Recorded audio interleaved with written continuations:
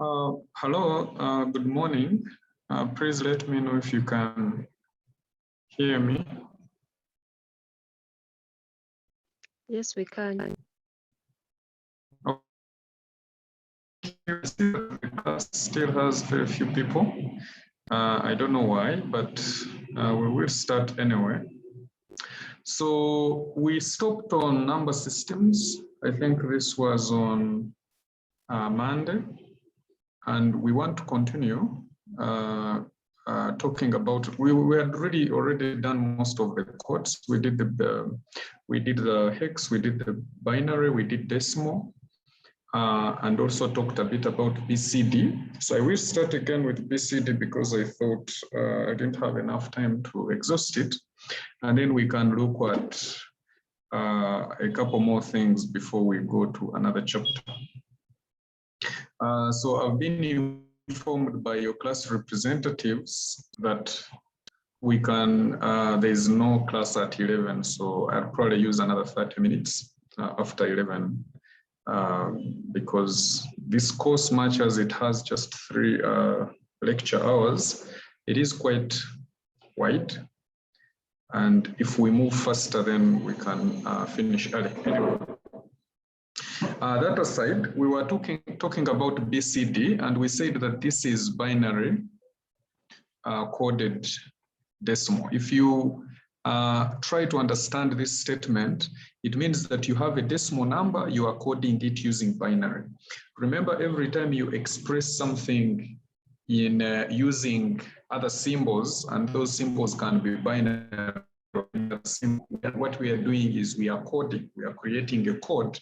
A code is an expression of something using other means. It could be to hide, it could be to whatever. But in our case, it is so that we can enter decimal numbers into a computer which works with binary. So it means if I have a decimal number like 10, all I need is to create a binary code for each number separately. So for 1, the code will be obviously the binary code for 1 is 0001 and 1000. Why am I using 14? It is because in decimal we have 10 digits, okay? And this, so I'm explaining why I'm using 4 bits. 10 digits. And these digits are 0, 1, 2, all the way to 9. Those make up 10. And so we need to express 10 unique numbers.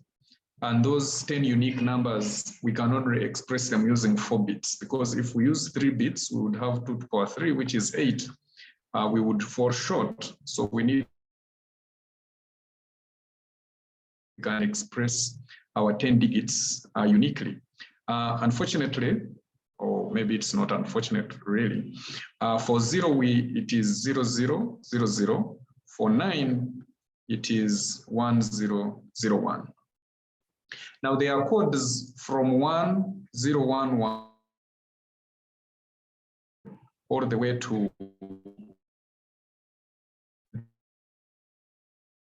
so unique codes using 4 bits. Unfortunately, these are not part of the BCD code. So if you're working with a BCD code and something like this comes up, then you know that that code is not supposed to be part of the BCD code, and really it shouldn't be there. Okay, so so that is what we were looking at. Now, if we look at a couple of examples, we are converting that number into its decimal equivalent. And so really what we want groups of hand side, which is the least significant side. In this case, it won't matter anyway, because with BCD, there will be the actual number of bits. But in some other codes, you might have a problem. So it's always good that, particularly with start grouping from the least significant side of it. And we can group another 4, and another 4, and another 4. Now 1001, we already know that is 9. If you don't know this offhand, you can always just convert. So this is 2 to the power 3 plus 2 to the power 0 here, because these are zeros, and this gives you 8 plus 1, which is 9. 0011 is a 3. Okay, so that's 2 to the power 1 plus 2 to the power 0, which is a 3. 1000 is an 8, because that's 2 to the power 3, and these are zeros. And then 0110 is a 6, because this is 2 to the power 2 and 2 to the power 1. Okay, that's a 0, so that's 6. And so your decimal equivalent is simply 6, 8, 3, 9. This is not any different. We can group. I would give you this to do, but it is basic anyway stuff. And this, and so that is a 7, because that's 2 to the power 2, 2 to the power 1, 2 to the power 0, that's a 7. 1100 is a 6. Okay. No, it's not a 6. It's 1. This is 2 to the power 3 and 2 to the power 2. That's actually a 12. And that's a 1. Okay. So this is a problem, obviously, because 12 is not a decimal. Obviously, here it's a digit. So maybe I should call it something like C if I was using hex. But 12 is not one digit anyway. But really, we need to remember that with decimal, we stop at 9. So if a 12 shows up, not a decimal digit, much as it is made up of 2 decimal digits, but we are looking at it as individually, since that's a BCD code that basically represents just one decimal digit. So yeah, so in other words, there is no BCD. In other words, there is no decimal equivalent, because to start with, this is not a BCD code or number, because that is clearly a wrong code. Now, this can happen in cases where errors occur. Before the end of this lecture, we'll talk a bit about errors, and there is a way we can solve that problem. Okay, any questions before we leave this CD code? Okay. If there are no questions, let us continue. Now, there are these 3 words that I want to discuss. A byte. What is a byte? You can type for me in, or what is the size of a byte in bits? Because we have bits, that is really the basic description of a unit of information in a computer system. But what is a byte? A byte is 8 bits. So a combination of 8 bits, any 8 bits, okay, not any really, but like 8 bits. So the reason why a byte is important is because sometimes we express information in terms of 8 bits, okay? So that could be in storage. So we store information in groups of 8 bits. So it makes sense to just say a byte, okay? A byte of information. We transmit information in 8 bits. So if you look at like a computer motherboard, you'll see those buses and they have like 8 lines. So if we are sending information in parallel, we send it as a group of 8 bits at a time along 8 lines. Remember parallel transmission. So that is also an interesting scenario. And there we can just say we are transmitting 8 bits at a time. So if I have a bit string of 32 bits, then I just have to have 32 over 4 over 8, sorry, which gives me 4 bytes. Yes, a nibble is 4 bits, okay? And so in some scenarios, this is not a word that is very common, to be fair, but in some scenarios, they realized they were working with a lot of 4-bit information in 4 bits together as a combination. And so they came up with a word called a nibble. And if you notice, it comes from a byte. So it's like taking a byte, and now a smaller byte is like a nibble. A word is more interesting. Please do not annotate. Okay. Let me just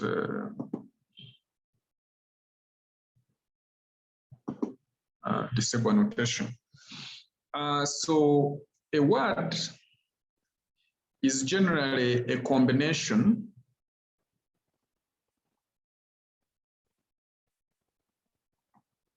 of bits that express some information together. So a word is that not just any 8 bits, but those 8 bits need to work together. They need to be actually a set to express some information. So if I say that, for instance, the character A is 1011001, something like that. I'm just getting that random. So that if I type on a computer A, what the computer actually gets is a 1011001 to express A. Then that combination of those bits is called a code word, okay? It is a code, but it's a word.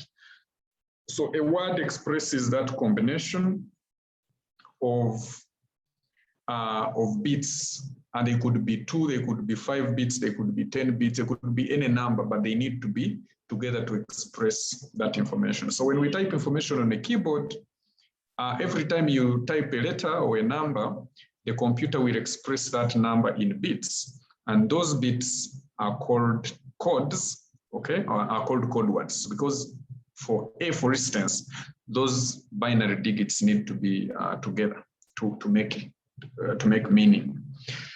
The largest decimal number that can be expressed using 2 bytes. 2 bytes are 16 bits, and so the largest number will be 2 to the power n minus 1, which is 2 to the power 16 minus 1. This is when all 16 bits are ones, okay? So when all of them are ones, how many bytes are needed to represent decimal value? That one. So this one is really easy. 8, you can look at 8, 6. You can express, remember we are dealing with BCD code. So you can express this in binary, in BCD, and 8 will be 1, 0, 0, 0. 4 will be 0, 1, 0, 0. Okay, so already this creates 1 byte. Okay, these 2 will also create 1 byte, and the last 2 will create another 1 byte.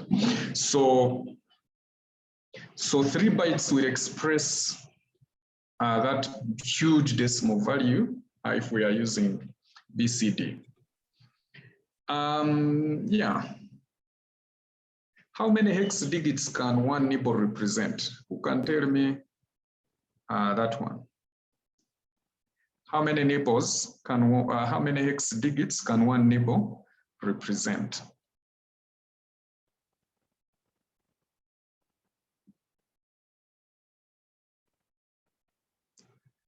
Okay, I'm waiting.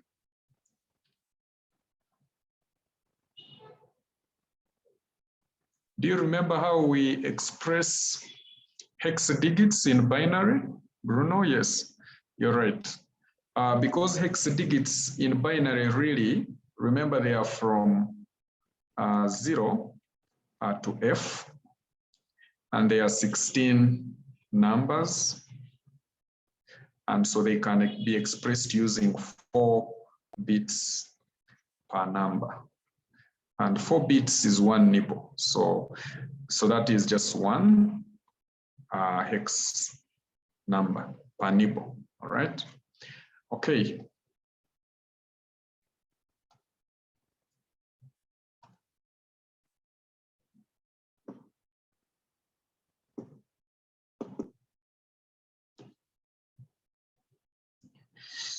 Now, let us look at alphanumeric codes. Alphanumeric codes, sometimes we have non-numerical data. Okay, numerical data includes numbers, basically.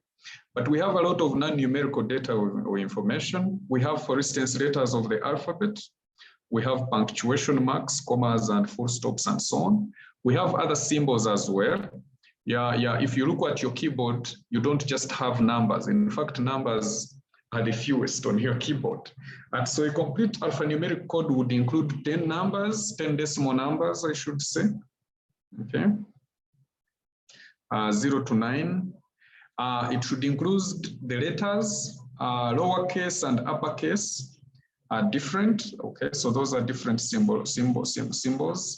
And then you have 7 punctuation marks, and you have a flurry of other characters. They could be anywhere between 20 and 40, even more. Other characters like a hash, like at, like the star, and the ampersand, that power, the percentage, and so on and so forth. If you look at your keyboard, you'll see all these. And in some other languages, you might find other symbols that are not necessarily in the English language. So all of these need to be encoded into binary so that the computer can use them. If you look at your keyboard, that is a really interesting place to find all of these symbols. So if I press a star on my keyboard, what the computer should see is some binary code word, like 101011, I don't know, whatever it is. If I press ampersand, it should say something 1, it will obviously see 0000, maybe 1 at some point, and so on and so forth. Now, we need a code and all of these keyboard characters into binary. And each of these characters needs to be, obviously, unique so that it is different. Now, there is a code called ASCII, and it is pronounced ASCII, okay, ASCII. Standard code for information interchange. It is the commonest code that we use to express our keyboard information. ASCII uses 7 bits for each code. Sorry, for each numbers, characters, and so on, punctuation marks, and so on. So each of those will be expressed as 7 binary digits, or 7 bits.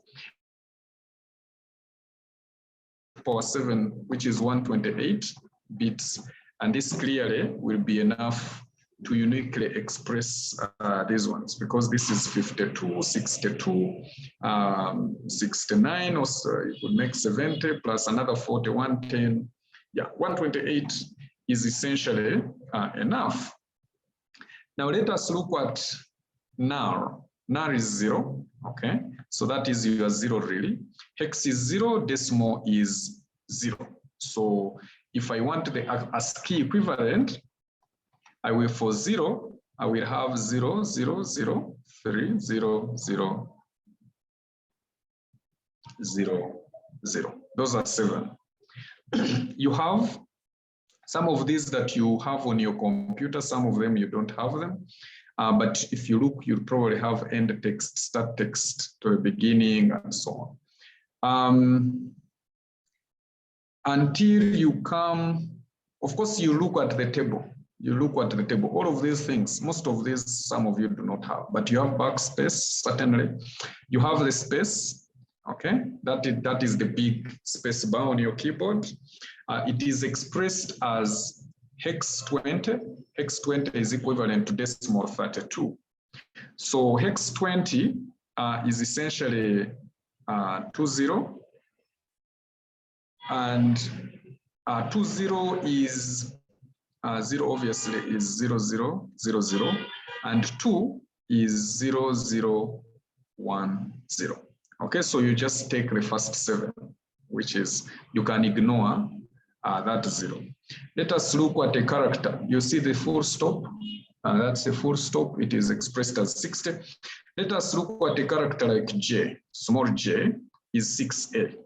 6a hex. Okay, 6 is 0, 1, 1, 0, and a is 1, 0, 1, 0. Okay, so your ASCII character becomes 1, 1, 0. Okay, those are 3. and 1, 0, 1, 0. So this is what the computer will see when you press J.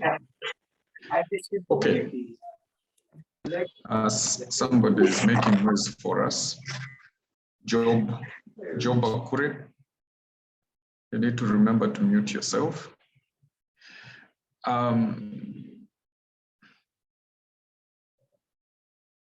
Job, can you mute yourself?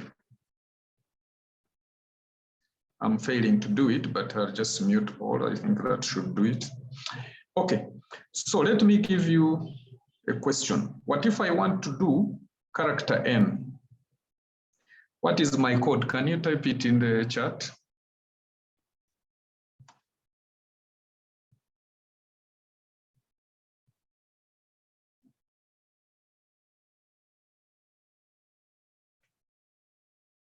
There are some complaints that my voice is faster than the screen.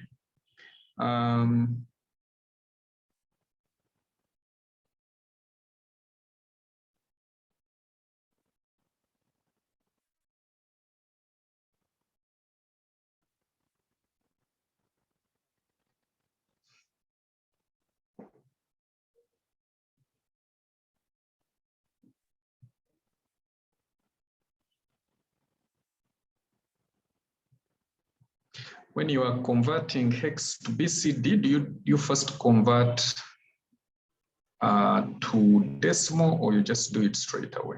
Actually, I'm converting to decimal, so I don't quite get the question, but Joan? Good morning. Whenever I try to the chat, your chat, I think there is a black screen that it covers the work. Oh, when I open the okay. Your chat on your side. When I open the chat, it covers the work. Okay, sorry, thanks for letting me know. I was actually looking through the video recordings and I would see that black thing and I didn't know what that was, but thanks for letting me know. Okay, so this now is okay, right? I've closed it. Okay, so N is 4. So 4 is, I'm not converting, I mean, if you look at 7, okay, I think the gentleman that asked me earlier actually has a point. So 4E is equivalent to 7, 8. And 7 is 0, 1, 1, 0. And then 8 is 1, 0, 0, and 0. Okay, so I think it's a good day or somebody who asked me that question earlier may have a point. Just give me one moment so that I can make sure.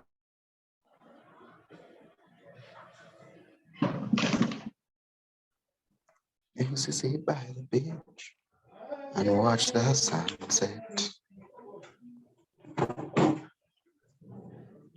Baganzi, you are speaking.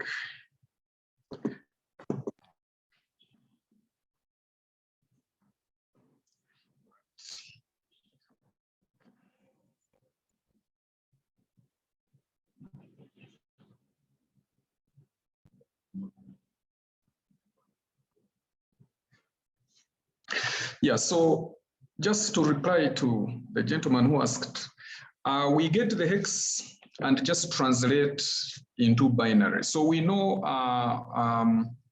that when we are converting from hex to binary, we just get the hex digit, we express it into a binary individually. Okay. Okay.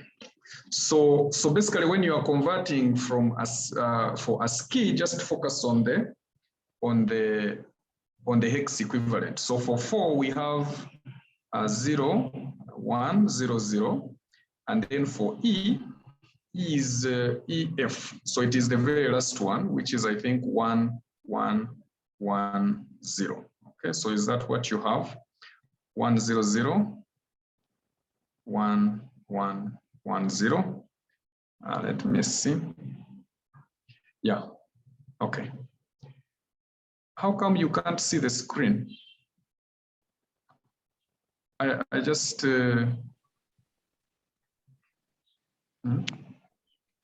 Let me share again.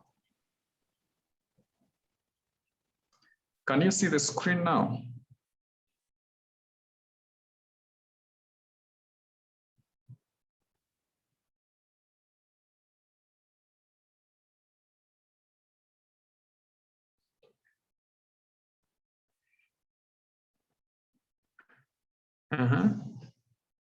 So usually because you type in the chat, I have to open the chat to see what's typed in there. Okay, great. So I'll just remember that every time I open the chat, I should close it immediately. Okay. So anyway, so let's just continue.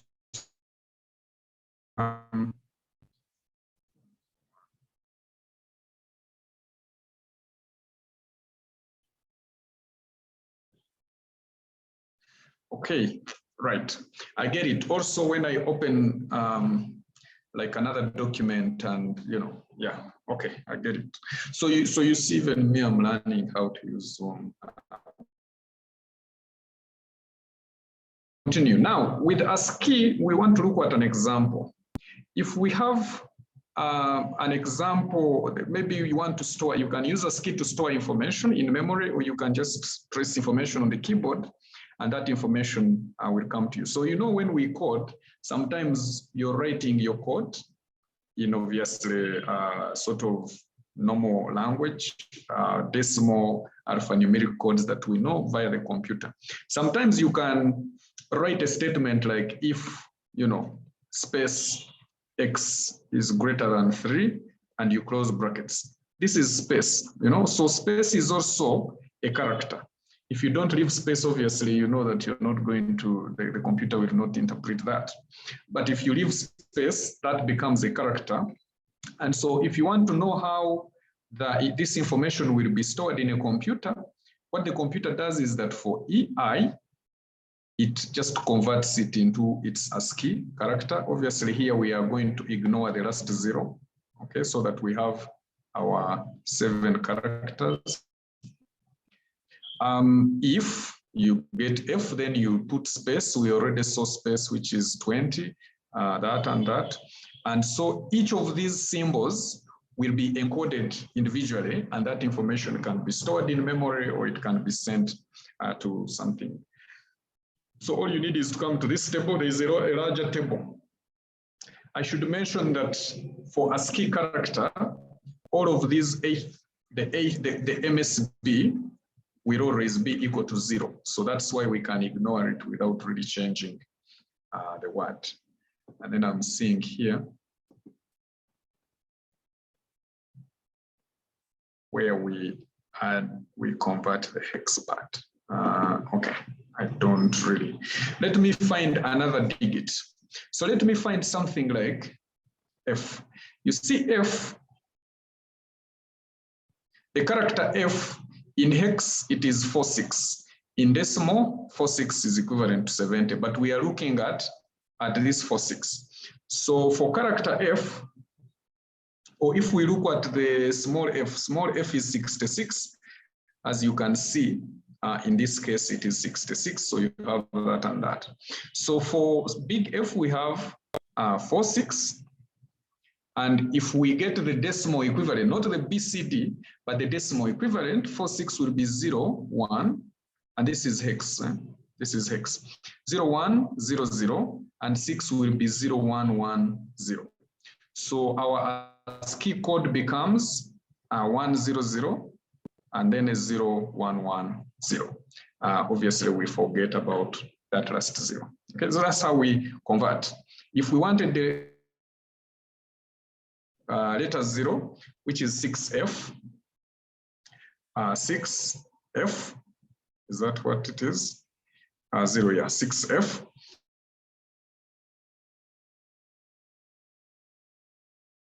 One, 1. So we are going to end up with 1, 1, 0, 1, 1, 1, 1. That is how ASCII expresses everything that we know into a binary code that the computer can work with. Any questions before we leave ASCII behind?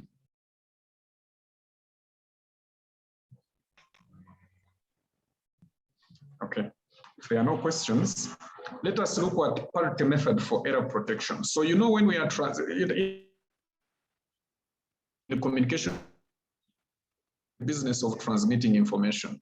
Right now I'm speaking from a remote location and information is being transmitted to wherever you are, and you guys are also in different locations. Everything that we've been talking about is happening right now. When I speak, my voice is transduced into some voltage is transduced into, you create out of that voltage, you create some binary code that goes through my computer and you receive it on your side, and more transducing happens for you to hear my voice, stuff like that. Now, when we are transmitting information, sometimes errors can happen. An error happens because in a binary system, we either have a 0 or a 1. So that's really easy. An error will happen if a 1 changes into a 0 or a 0 changes into a 1. If we were looking at analog systems, errors can be really difficult to track, as we said.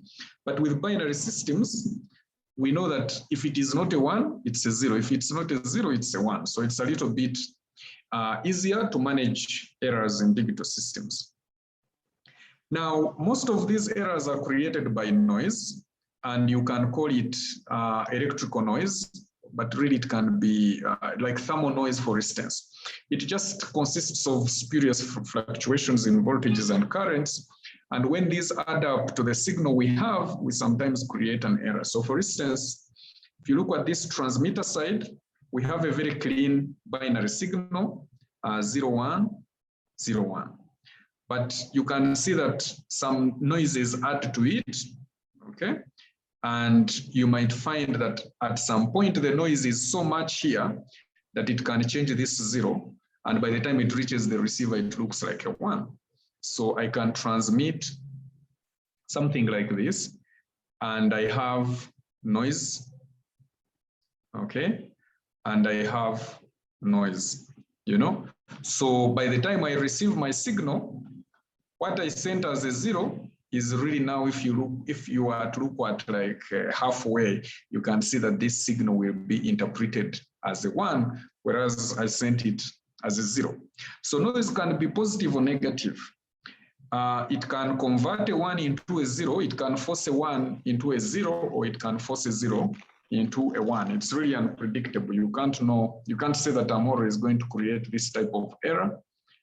We don't know that. And so when errors happen, we need to be able to detect them, or at least, yeah, we need to be able, we do have something called error detection. Okay, that's really one thing. We need to detect that there is an error, but also we can do something called error correction. So most of this you will learn in communication systems, particularly for the telecom students, telecom, probably computer engineering, maybe even, I don't know for the biomedical people, but generally you're going to learn more about error detection and correction in communication related courses. Here we just go on the top and just look at circuits because we are only doing electronics really. Here we have a method that we call the parity method for error protection. But what it does is it only detects that errors have occurred. And in fact, it doesn't detect many errors. It detects like single bit errors. So if you send a 7-bit character and you have one error, the parity method will correct that, will detect that an error has occurred. The moment you start making 2, 3, 4 errors, the parity method will actually fail. But it's still useful because in some cases, it is very hard to create an error. And so when an error occurs, it's usually one error. You don't find many scenarios where you're creating many errors. For instance, in your local area network, if you have an Ethernet cable, really, you're not probably, and within your local area network, the distances are not large that you should be creating many errors. But there are situations where we create many errors in some systems, like satellite systems, like cellular, mobile cellular systems, and so on. In these ones, parity method is not going to work. You have to find more advanced methods, and some of you will be able to study these methods in other courses. Okay, so we are going to look at how parity method works. Generally, in parity method, if you have your code, let's say we have an ASCII code, 1001111, something like that. These are 7 bits. What we do is that we add a parity bit. I'm going to write it as P, and we add it in the most significant position. We don't add it anywhere. We don't add it here. We don't add it anywhere in the middle. We always add it as the most significant bit, meaning that it just replaces, it doesn't replace, it just adds on. So if we had 7 characters, once you add the parity bit, now we have 8 characters. Once again, because this is binary, the parity bit will be either a 0 or a 1. And the choice of a 0 or a 1 is not a random thing. It is based on the type of parity method that we are using. We have 2 methods. We have even parity, and we have odd parity. Now, when we use even parity, what we add P, the parity bit, we choose the parity bit so that when the total number of ones in the code, including the parity bit, is even, okay? So if we use odd parity, we choose a parity bit that makes the total number of ones odd. So for instance, in this case, we have a 1 and a 1 and a 1 and a 1 and a 1. So those are 5 ones. So if we are using even parity, we cannot have an odd number of ones, meaning that for us, for this case, P will be 1. If we are using odd parity and we count this number of ones and they are already odd, we want to maintain them as odd, we make P a 0, okay? So that is the difference between odd parity and even parity. If the total number of ones in the code is already even and we're using even parity, then our P becomes a 0. Let me ask you a question. Okay, let us look at a case like this one. This is hello, a word that you are typing on your keyboard, and they have given you the codes, the ASCII codes for each of these letters. Now you're choosing the parity bit to add. I think this clearly is using even parity. So you first count the number of ones in the code, in the original code, and in this case, there are 2 ones, those are even. So you don't want to add a 1 here because that makes it odd and you're using even parity, so you make it a 0. So that in the overall code, we have 2 even numbered ones. In this one, we had 3 ones, so we add a 1 here so that they are 4. Here we had 3, we add a 1 to make them 4. Here we had 3, we add a 1 to make them 4. And here we had, oh, interestingly, my example there corresponds with this one. So our value here is 0. Now the 0 is encoded as 1001111. So those are 5 ones. And because we're using even parity, we want to make them 6. So we add a 1. The key points are these, just to recap. The parity bit is added in the most significant bit position. If we are doing even parity, we add a parity bit to make the total number of ones even. If we are using odd parity, we add a 1, sorry, we add a parity bit to make the total number of ones odd. Let us take a number like a full stop. A full stop is 2e. A full stop is 2e. So the code is 0010, and this one is EF. So it's the last one, it is 1110. So that means for a full stop, the ASCII code is 010111. Of course, there are 7, I ignore that last 0, and I'm adding a parity. If you are a parity bit, if you are given odd parity, what is P?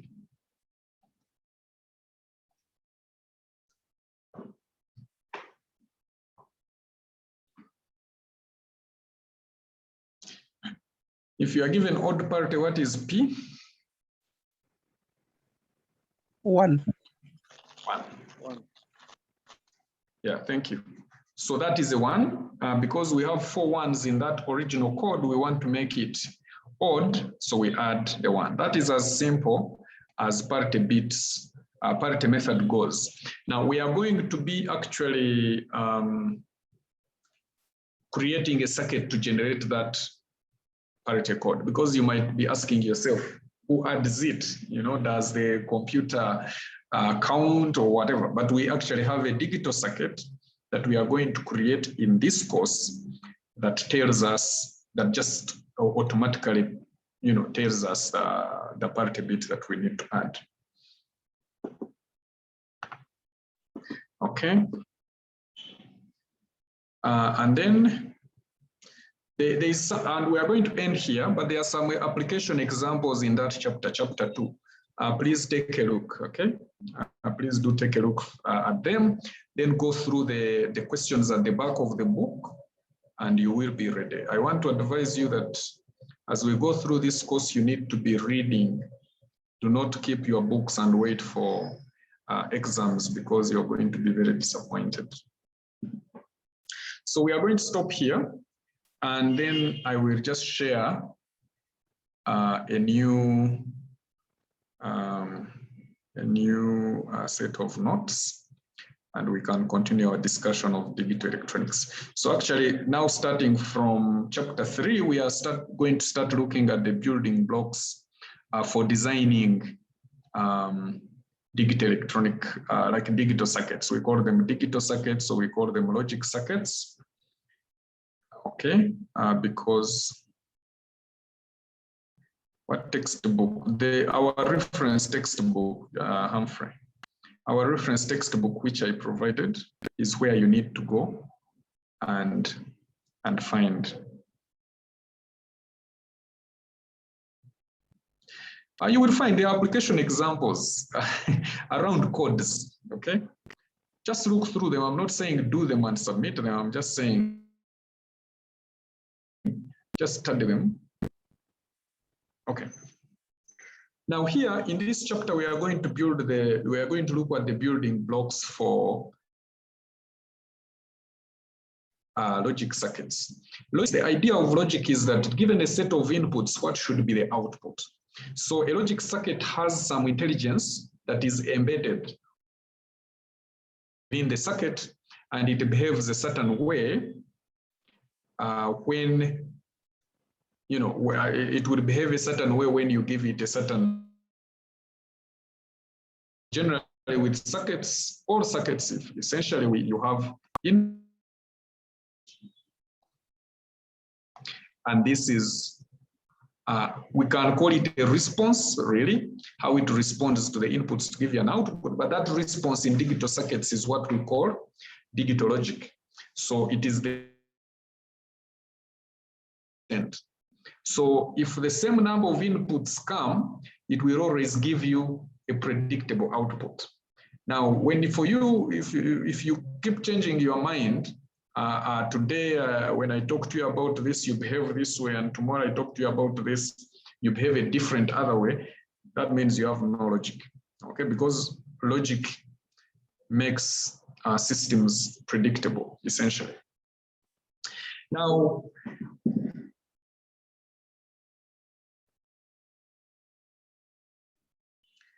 generally, when we are looking at digital circuits, because we have this scenario where we deal with binary systems, and binary, it's either a 0 or a 1. When we are looking at constants and variables, there are usually 2 possible values, either a 0 or a 1. So it's not like, even when we are looking, I think you remember when we started, we said even with voltages, when we are doing digital, we just look at certain levels and give it a range, like a range of 0 to 8, we encode it as 0, a range of 2 to 5 volts, we encode it at a 1, as a 1. So we call, when we are working with 2 possibilities of 0 and 1, we call this Bullion Algebra. Boole is a algebra, is a guy who first wrote about this type of algebra, where you have one scenario or the other and no other possibilities. So Boolean algebra, what it does is it expresses relationships between inputs and outputs of a circuit. And so your Boolean algebra expresses the logic that we have been talking about, so that if your inputs are this, you always get a certain output that is predictable. Okay, I'm having a small issue with my laptop, so I've set up another one. Just give me a moment.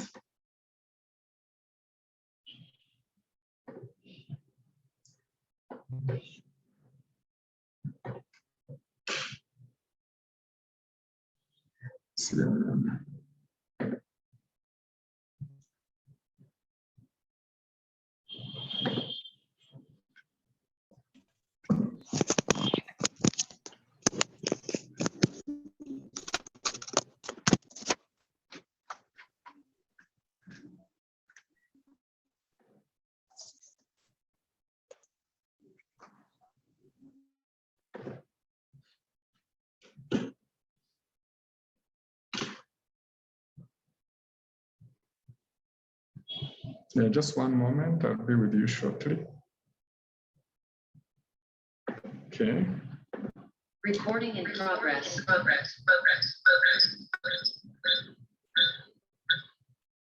Okay.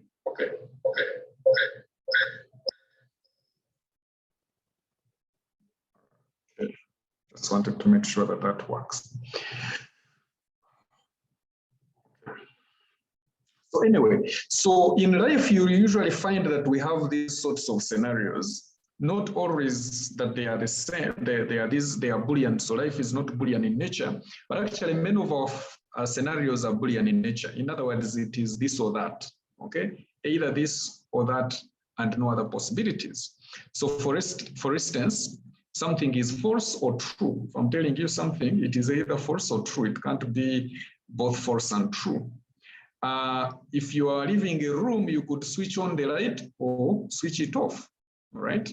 Or even if you are in a room, your light could be on or off.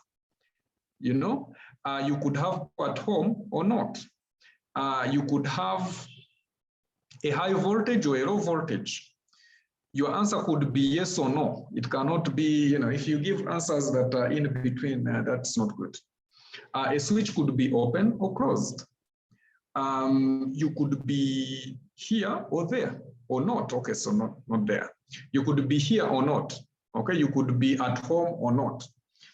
You could be moving or stationary. You could be dark or light. You could be alive or dead. So there are so many of these possibilities where we have this or that. And so our Boolean algebra actually works in that way. Give it predictable inputs, and it will give you predictable outputs because the logic does not change. Now, Boolean algebra is much easier to work with because obviously the possibilities are few. But at the end of the day, ordinary algebra, where we say x is equal to whatever y, or y is equal to this, you remember, you know ordinary algebra. It works the same way because if you're looking at an equation like y is equal to mx plus c, this is the equation of a line. Your y is the output, essentially, and x is the input, and so c and m change. But this is a very simple equation. We know that in ordinary algebra, equations can be very big indeed, including integration and differentiation, and all of that is part of ordinary algebra. Now, in Boolean algebra, we usually have three basic operations that we want to deal with. The first operation is the AND operation. The next one is the OR operation, and then the NOT operation. These we call them logic operations. They are the ones that describe the logic of the circuit. So if I'm operating an AND operation and I give a certain input or a certain set of inputs with AND logic, I know that I'm always going to get a certain output. As long as the inputs are consistent, the outputs are also going to be consistent as long as I'm using AND. The same goes for OR and NOT.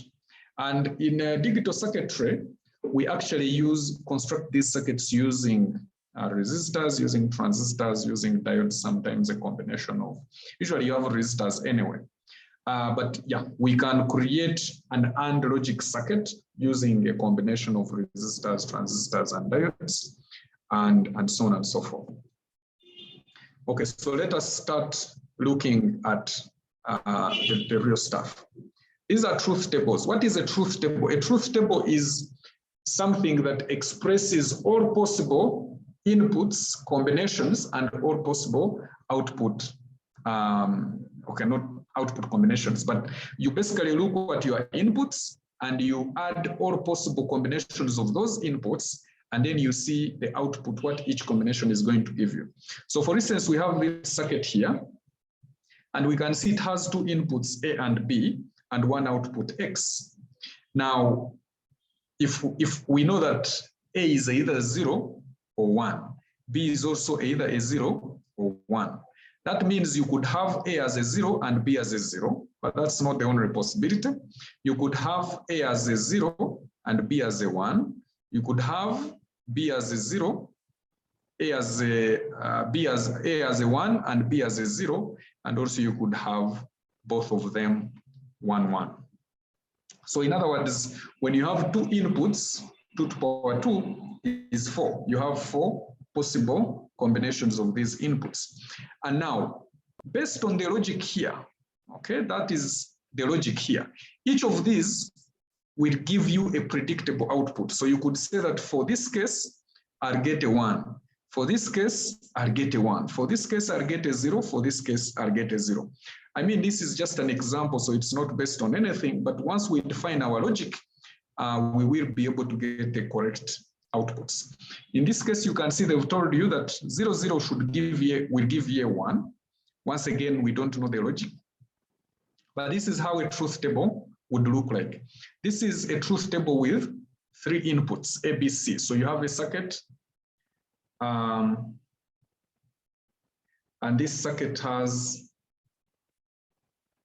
3 inputs, which is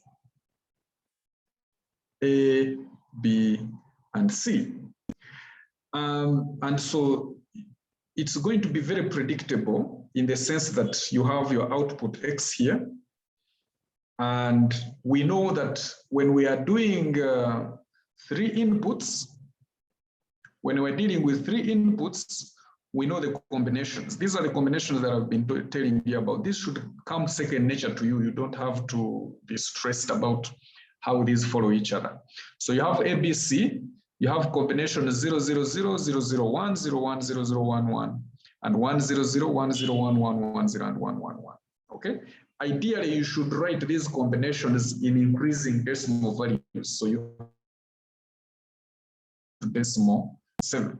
Here you have decimal 0 through to decimal 15. These are 2 to the power 4, which are 16 unique numbers, but the rest number that we simulate is really 15. If we had a logic circuit, it would need to have 4 inputs, A, B, C, D, and 1 output clearly, which is X. And the other thing is that in your truth table, you could express this as DC, BA, so that A is the least significant bit. And these values below here would not have to change, obviously. But you can, and in fact, most of the time we will be starting with A on this side and D on that side, because D is like the most significant bit. But either way, everyone will get the same answer, as it were. Another thing is that you could have a circuit like this. You can have any number of inputs, and then you can have any number of outputs. Let me say X, Y.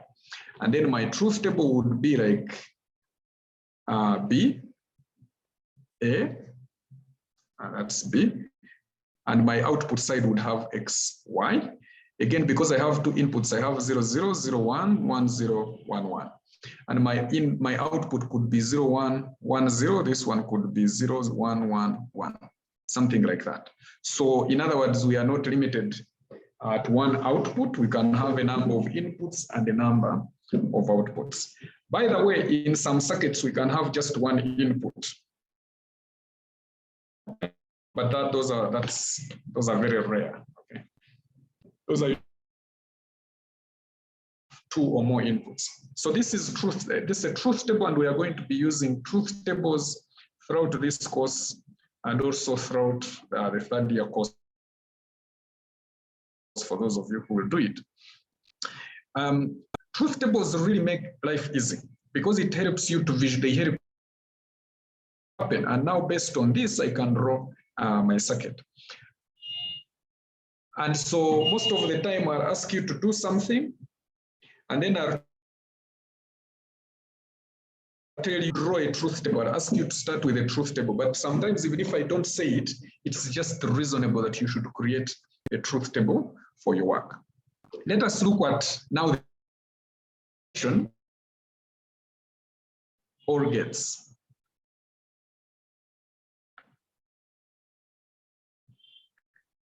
Okay, we have the OR operation with OR gates, and there are some examples where we need to use,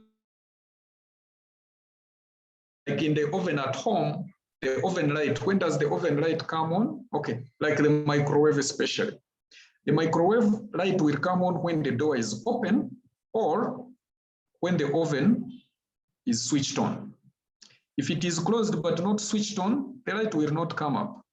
Okay, so the idea is that when you open, maybe you want the light comes on, and maybe you want to see how you are placing your food there.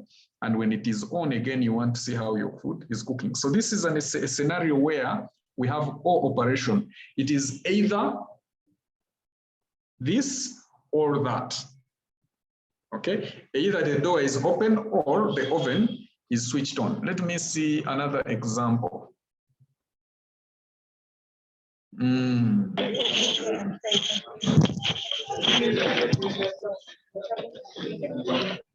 Somebody's making noise for us. Are you happy or you are not?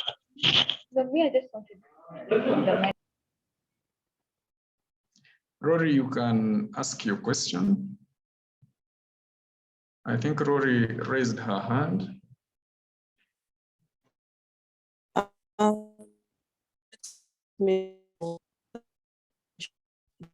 Again, I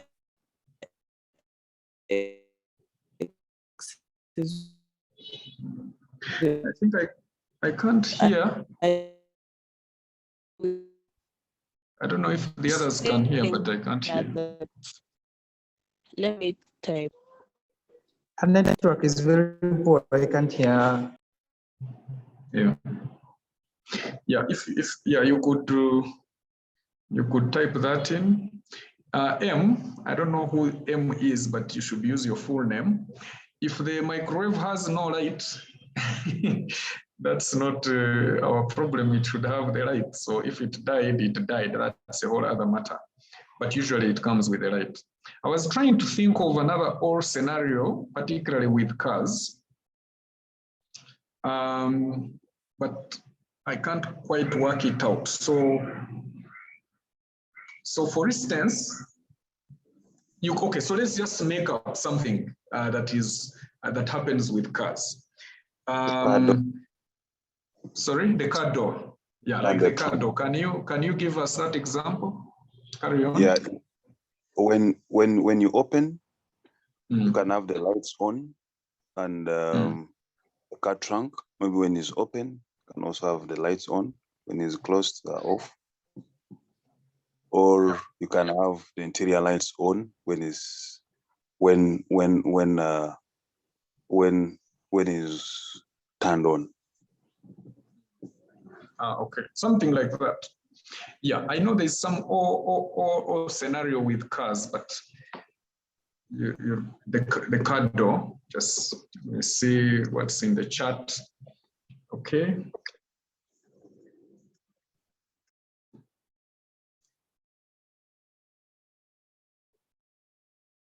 There's obviously a fridge. A fridge clearly works the same way. Can work the same, but with the, so I was asking, okay, so this is Rory with the operator. To get X output, we add input A and B. However, how are we able to get X with the truth tables? So I was saying that when we were dealing with the truth tables, we were just making things up. It was just to give you a taste of how that might work. But these outputs technically depend on the logic. And this is the logic. We had not yet started the logic, so we just filled it with dummy outputs. But now we are now going to look at the logic now that we've started the whole scenario, and then we will create real truth tables. So these are not, in a way, these are not truth tables because we've just made this up. But now moving forward, we'll be creating real truth tables. Yeah, so anyway, I like that you are thinking about this. So we are looking for scenarios where we have this or that. So for instance, when do we get for somebody asked about the oven, if you have a microwave, if you've seen a microwave, when are the two scenarios when the microwave light is on? It is when its door is open, or when you switch on the microwave. Let us look at a car. You know, some modern cars with alarm. So like it will warn you that something has happened. So let us assume that it warns you in two scenarios. One, maybe, so my car does this. I'm having an issue. So my car does this. In one scenario, if I have not removed the handbrake and I try to drive, it will give me some sound. And if I leave the car without switching off the lights, it will also give me an alarm. Now, there are other possibilities of giving me an alarm, but if we focus on just these two and we say it is either or, then we can say that my car alarm will go off if I try to drive, yet the handbrake is on, or the other scenario is if I leave the car, if I close the car without removing the lights. So these are just two possibilities. But obviously with or, we can have many more possibilities. We can have 5, 10, 100 possibilities if you like. So I just keep saying or this, or that, or that, or that, and so on and so forth. Now, in an OR gate, we say that our output X is equal to A or B. And in Boolean algebra, we express this as X is equal to A or B. Now, this is, we don't say A plus B. We say A or B. It is in ordinary algebra where we say A plus B. So never say A plus B in Boolean. You say A or B. That plus, we read it as O so that it is understandable. This is the gate. The OR gate is drawn like that. Make sure you get that curve, and that is your X. Those are your two inputs, A or B. Obviously, we can have many more inputs up to Z, up to 1,000 inputs if you like. Now, if we look at the truth table, when A is, so the idea of A being a 0 and B being, the idea of having a 0 is not true, okay? And then the idea of having a 1 is true. So we can say that, so let's say, for example, when the door is open, part 1 is A, and we can say part 2, that scenario of even switched on is B. So 0 means false, and the 1 means true. Now we know that, so based on this, we know that this is the light will come on when this is true, and the light will come on also when this is true.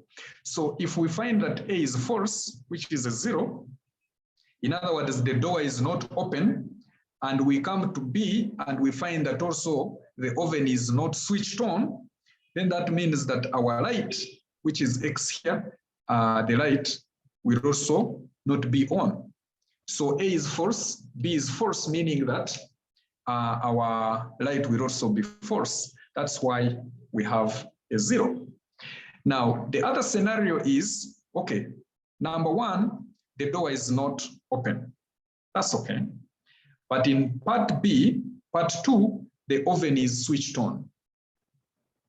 Okay, if the oven is switched on, surely the light will also come on. In the third scenario, 1 is true. The door is actually open. And part B, the oven is not switched on. Okay, so, the door is open and the oven is not switched on. But the moment the door is open, we know we are going to have a light. And finally,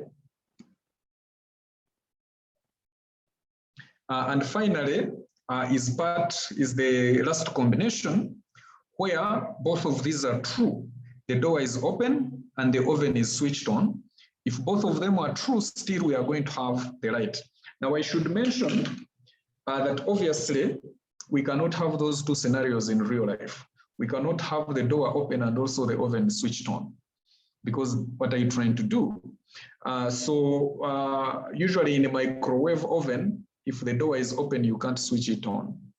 And if the oven is switched on, you can't have the door open, something like that. But that one is, we will meet that later on.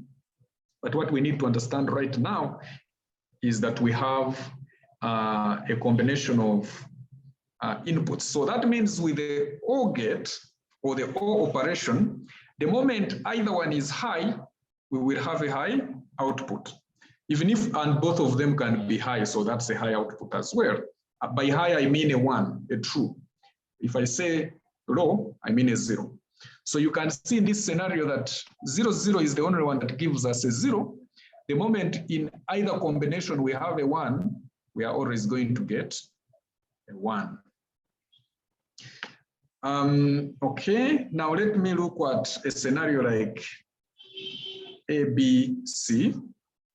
0, 0, 0, 0, 0, 1, 0, 1, 0, 0, 1, 1, 1, 0, 0, 1, 0, 1, 1, 1, 0, and 1, 1. Okay, so that is my X. What is the output here? When we have a 0, 0, 0, all of them not true. 0. And here? 0. We have a 1. We have something that is true. The moment 1 is One throughout. That is 1. Okay, so we actually have 1 throughout. I don't know how many of those are. But if it is only a 0 if everything is not true. This is the beauty with the OR gate. It is the moment one of them is true, everything will be, the output will always be true. So it is similar to, let's say you have security sensors at home. Okay, you have a, you want people, you don't want people to intrude into your home. And this is your fence, and you have a security sensor there, there, there, and there, and there. These are 3 and 6. So these are 6 security. They could be proximity sensors or infrared, whatever type of security sensor you're using, but these are 6. Now, if a thief comes from this direction, only not, because if they are proximity sensors, the thief is not within their proximity. So this is a typical OR scenario where you're saying that if either, then I say that there's a thief, and so my output could be an alarm. If the alarm gets a 1, it will make noise. If it doesn't get a 1, it will just stay quiet. So this is a typical scenario where you need to use OR gate. If you don't use an OR gate, then you're in trouble, because one sensor can, but then it is overruled. Okay, but you want each sensor, if the sensor detects a thief, whichever sensor it is, you just, even if the other sensors are not detecting thieves, but you have one, at least one that detects a thief, you want to say that there is a thief and you take action.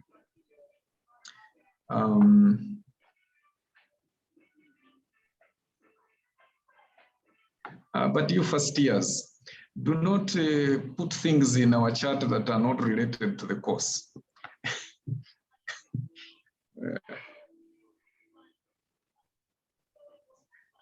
Okay, I wanted to make a joke, but let me continue. So we have already seen how to extend 2 inputs. We can extend 4 inputs, DC, BA. 00000001 and so on all the way to 111. And if our output is X, that will be a 0 clearly because everything is not true all the way. This is 1111 all the way to the end. And if we have, in that case, if we have 4 inputs, then we can say that our output X is equal to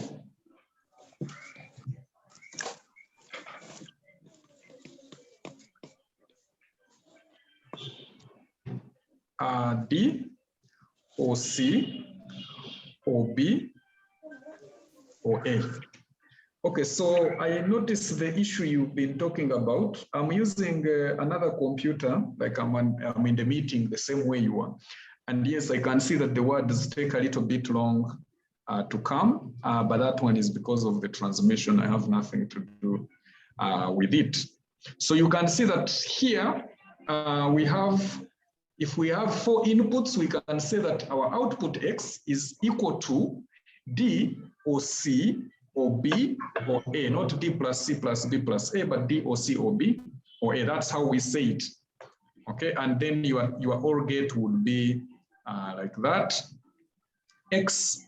So we have D, C, B, A. I should tell you that we don't usually have gates that use many inputs. Okay, like 4 input OR gates are not, you don't find many scenarios with them. But usually when we have many inputs, we use combinations of smaller gates to get what we want. This is the reason why we are here. The reason why we are here is to try and learn all of these methods. I want to look at the time. Let us look at the time. Okay, so it's 10:20. We still have some time. Let's continue. Let us look at this example. Okay, so we have a chemical process. You know, a chemical process is, you know, you're burning things. And we have a pressure transducer and a temperature transducer. What does a pressure and temperature, what do they do? A temperature transducer will measure the temperature inside that chemical process. That could be like a container.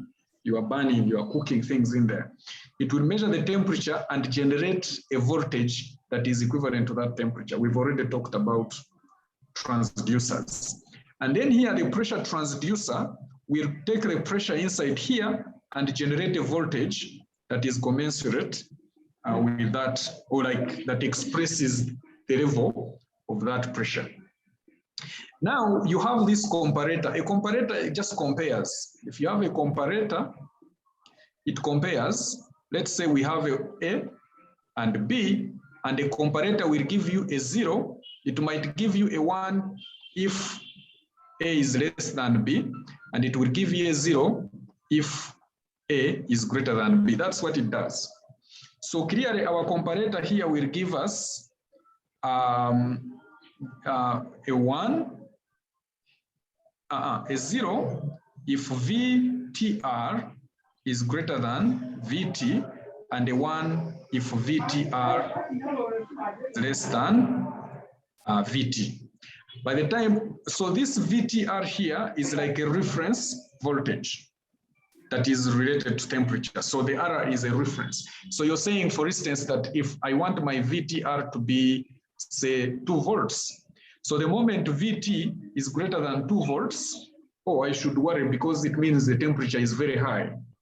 And so if VT is greater than 2 volts, I should get a 1 here, all right? TH will become 1. The same thing is happening here. If VTR or VP, if VPR is greater than VP, then pH is 0, the output. If VPR is less than VP, then pH is 1. So this really means that the pressure is greater than the reference pressure that you want. You don't want the pressure to go above a certain level. So you're converting the pressure into voltages and using voltages to maintain that. So here you can create a truth table. And I think my computer is giving me a few challenges. So you have an OR gate here, and the OR gate has two inputs, TH and actually PH. Okay, so I can see that your pictures take a little bit longer. It's okay. It's also not my fault. And then our output is actually alarm. It is an alarm. That is our output. So the alarm will either, generally if the alarm is 1, it will go off. If the signal reaching the alarm is 0, it will not make noise. So our possibilities are 0, 0, 0, 1, 1, 0, and 1, 1. Okay. So the scenario when you have a 0 is when VTR is greater than VT. That means the temperature is still below the threshold. And also when VP is less than VPR, again, the pressure is below the threshold. So if if temperature and pressure are both below their respective thresholds, we don't need the alarm. And so we have a 0. Now, if here TH is 0, pH is 1. Already pressure is above the threshold. So it doesn't matter if temperature is still okay, we need the alarm. Okay, that's why we have a 1 and a 1 and a 1. So if both of them are above threshold, again, we need the alarm. If the temperature is above threshold, but the pressure is okay, still we need an alert. Okay, so you can see that this is another typical example of using the OR operation. Why doesn't Kawaya think so? Let me see if there is does the parity method apply here? Apply where, Tracy? I probably didn't get, I probably don't know how to bring your question into where we are now. But basically parity methods are used when we are transmitting. Here we are not yet transmitting anything. We are just creating the logic. So the moment you start transmitting, particularly over long distances, that's when you need to think about error correction, error detection methods. And so a circuit, we have feeding it inputs and we are looking at the output. So there is really no transmission. But what I've done is to introduce to you this comparator. The comparator is a very interesting, it's one of the basic circuits in digital electronics. You might actually find it somewhere in your labs. If you do physical labs at the university, you should be able to work with the comparator. But I hope you know how it works. You know, you are feeding it two inputs, where one is the reference. And so you have another A, and you have an output that is based on a comparison between A and B. Now, if A is less than the reference, then you get a 0. But if A is greater than the reference, then you get a 1. By the way, it might work differently. If you want to maintain A above a threshold, so then if A is above a threshold, you have a 0. If A is below, you have a 1. So it really depends on the design that you're dealing with.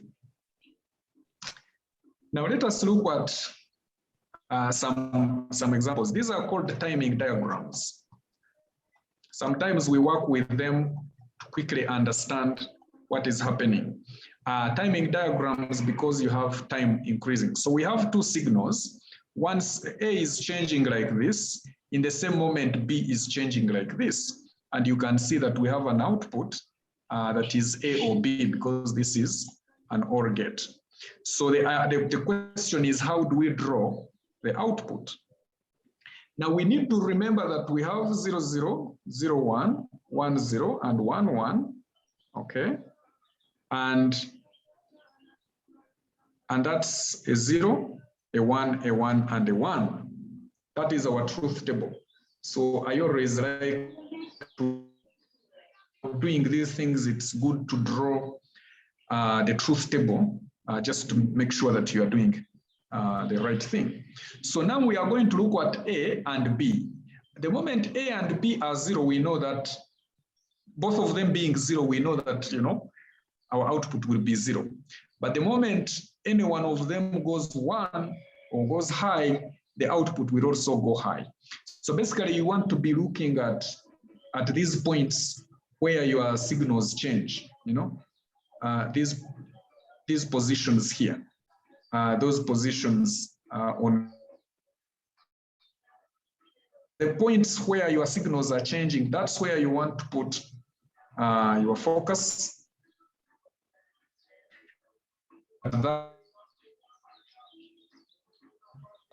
And so on and so forth. And so if you follow through on the output, you can see that here the output is 0, okay? Yeah, really behind, especially when I write, things are not good. So anyway, so you can see that in this region, both A and B are 0. Yeah.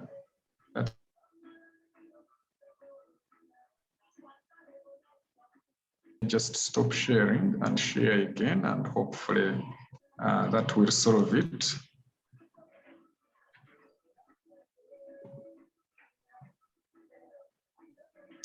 Yeah, the reference is the threshold. In fact, that's essentially what a reference is. I write first. I like you people's ideas. I write first, I wait, and then I narrate. Anyway, yeah, this is really slow. It is really, really, really slow. I don't know why. Actually, it helps that I also put my my own other computer to see.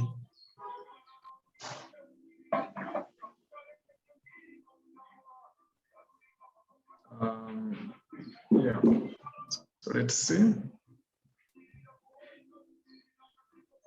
Anyway, so you can see between T0 and T1, okay, both between T0 and T1, both A and B are 0, okay? So obviously, no, this is not working. So let me just narrate based on the image that you can see.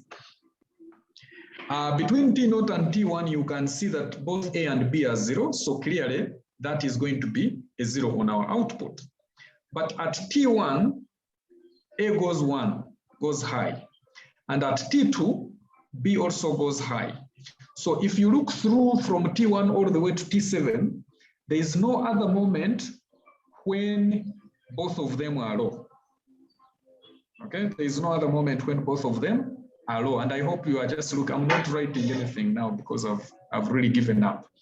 And because that is the case, that, oh, no, you wait. Between T4 and T5, yeah, between T4 and T5, both A and B are 0. And so at that point, you can see that the output goes low again. But then between T5 and T7, and so really you're looking for those moments, you're looking for those combinations. And the case for the O is very easy, basically. You know that both of them need to be low for the output to be low. Otherwise, the output will always be high if either one of them is high. Another point is here. No, but the problem with writing is then you cannot follow. Another point is here. I think you can see this image. We are looking at, again, we are looking at these points where our things are changing. You know, these points is where you need to put emphasis. So our output is going to be, this is 0, both of these are 0 through here. But this is 1. Okay, this is a 3 input OR gate. Okay, it looks like the speed has improved. So this is, if I'm looking at this, I'm quite surprised. This looks like A is 1 and B, yeah, oh, okay, sorry. C is also an input. I was very confused. So you can see that we are going to have C is an input. So our output will be 0 up to that point. And then it will become a 1. It will be a 1 up to that point. And it will remain a 1.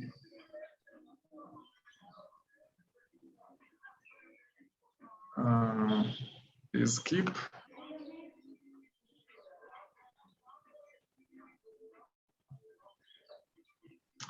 Yeah, I'm really sorry I'm having trouble. I'm going to make sure that this does not happen again next time that we meet. Particularly, yeah. Okay, so we are at that point. Just expand this again. We are at this point, so we see that up to that point, all the way up to this point, it will still be a 1 because B is a 1. Now here it's a 0, that's a 0, and that's a 0. So this point we are going to have a 0, and then A goes back high, and so we get another high, and that will always be high. Okay, much as C is 0 here, it doesn't matter. But the point I wanted to point out is that if you look closely at this point, A is going to 0 and B is also going high. So sometimes you get these little glitches, okay, where it's like it went low but didn't spend there even a minute. So this is called a glitch. And when you are drawing your diagrams, when I give you diagrams, I try to avoid it anyway. But if it is there, you don't really have to bother with it, even if it's there. A is going low and B going high, basically simultaneously. And already C is low. So if, for instance, A went low before B, then you would have that drop. But if B beats A to a high position, then that drop will not be there. So those glitches sometimes can happen, but they are not so important. And as you can see, this is similar to what we have, okay? So these are called timing diagram. This is actually the correct one. I just wanted to hide it so that we can do an example. Now, because we are having some challenges, I'm going to stop teaching here. Next time we are going to the AND operation. You can read ahead, you don't really have to read ahead. But I'm going to stop here for now. Please be doing revision as we go through. Every time we do a lecture, at least try to go through the material. Because, you know, I set objectives sometimes. And when I do that, I find, so people who don't read will probably fail the objectives, first of all. Pascal? Yes, sir. I'm just asking where we can You can unmute yourself and ask your question. I'm asking. And I think there is also Pascal? I'm asking, sir. Hello? Can you hear me now? Hello, sir? Hello? I always give the recording, by the way. Right now I see 88 people have attended, so that's not good. And I don't know, Susan. Hello, sir. Susan, why did you join late?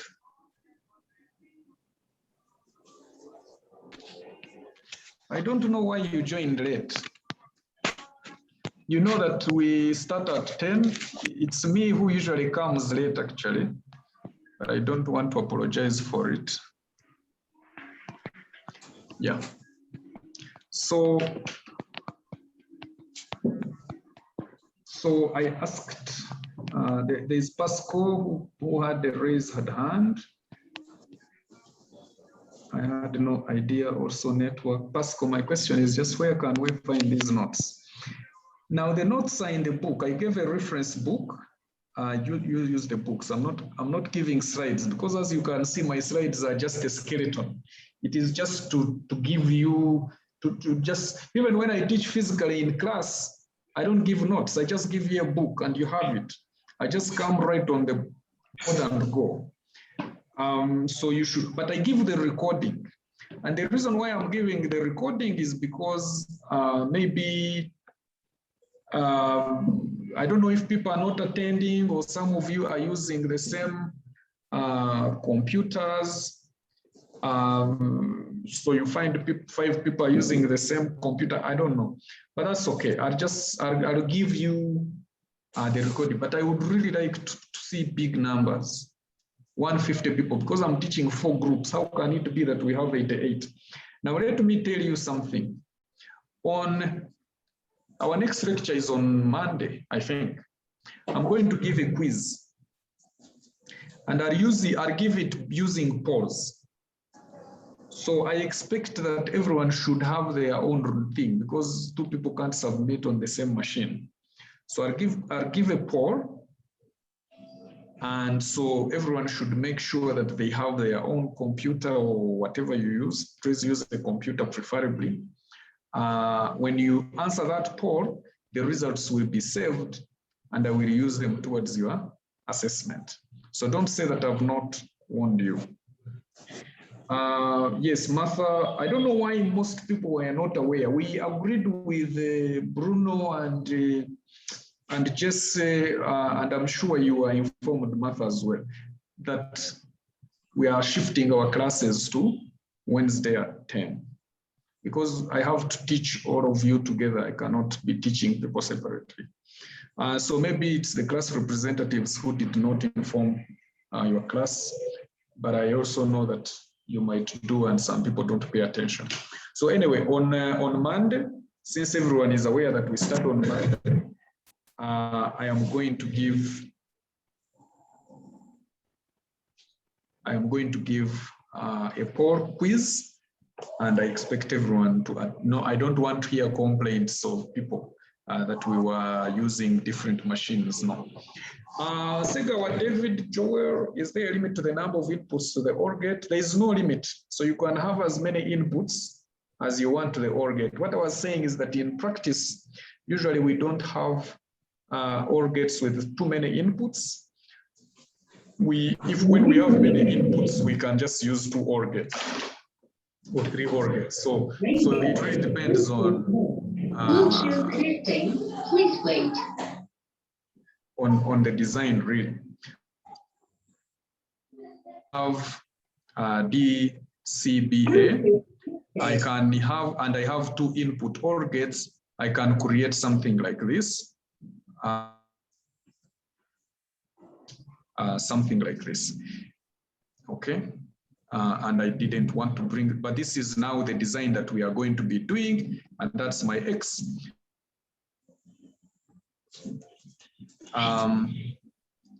DCBA. These 2 are equivalent, but we are going to be looking at a few lectures.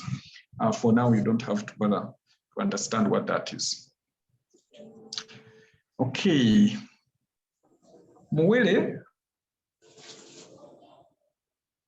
puts more light on glitch. Okay, I will do that. Muele has only 1 recorded lecture. The link to my recorded lectures on Muele, it is a Google Drive link. So all you need to do is follow that link and download the lecture. In fact, usually I tell Jesse or somebody or Bruno that Google Drive is my Google Drive I don't have space. So when I put lectures there, I delete them. So for instance, I put lecture 1, after some time I deleted it. I'm now going to put lecture 2. No, I think I put lecture 2 either yesterday or the other day. Now today when I'm putting lecture 3, I will delete lecture 2 because I don't have the space.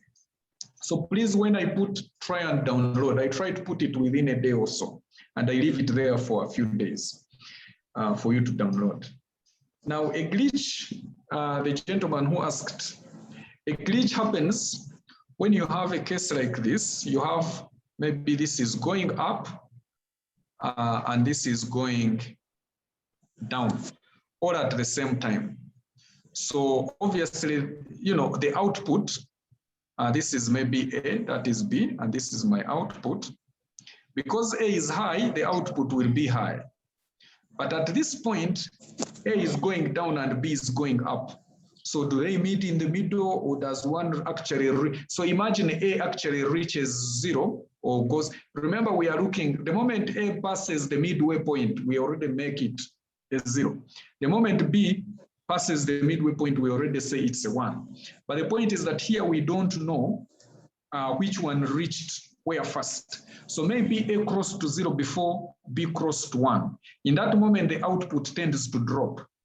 But in that very same moment, B sets it back to 1. So what you see is something like a line that is headed nowhere, because usually we would expect that we should stay at 0 for some time, but this is an instantaneous line, it just drops. And that's what we call a glitch. And it's not so important in our context. We shouldn't worry too much about it until perhaps later on when we will become better at this. Okay. So I want to ask to stop there. See you on Monday. We are going to do our poll quiz. Have a nice rest of the week. Bye.